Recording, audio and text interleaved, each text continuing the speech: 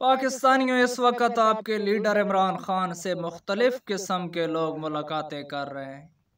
बड़े बड़े लोग, ताकतवर लोग, सियासी सियासी बड़े लोग मुलाकातें कर रहे हैं और इमरान खान को वर्गलाया जा रहा है कि एक लूली लंगड़ी हुकूमत बना लें, आपकी सजाएं भी ख़त्म हो जाएंगी, आपको रिहा भी कर दिया जाएगा और आपको हुकूमत भी बना कर दी जाएगी।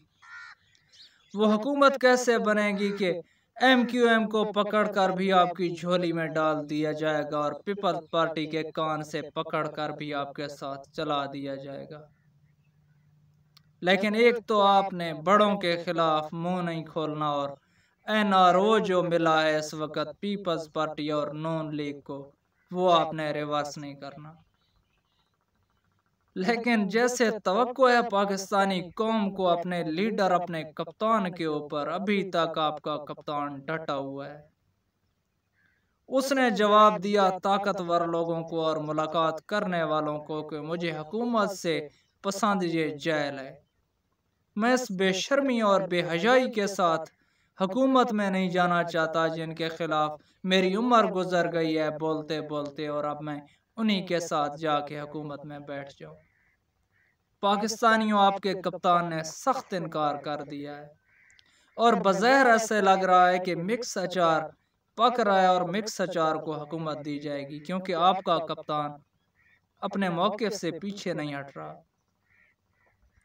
तो क्या आप, अगर आपके कप्तान ने हुकूमत न ली, इसी तरह जेल पसंद की और अपोजिशन में जाके बैठ गया, तो क्या आपका हौसला कमज़ोर तो नहीं हो जाएगा? खुदा की कसम, मेरा हौसला, जब तक अल्लाह ताला इमरान खान को लंबी ज़िंदगी अता करे, जब तक इमरान खान जिंदा है, तो मेरा हौसला तो दिन ब दिन बढ़ता जा रहा है। इस कदर कोई इंसान दलेर हो सकता है और इस कदर कोई इंसान गैरतमंद हो सकता है जैसे हमारा लीडर गैरतमंद है।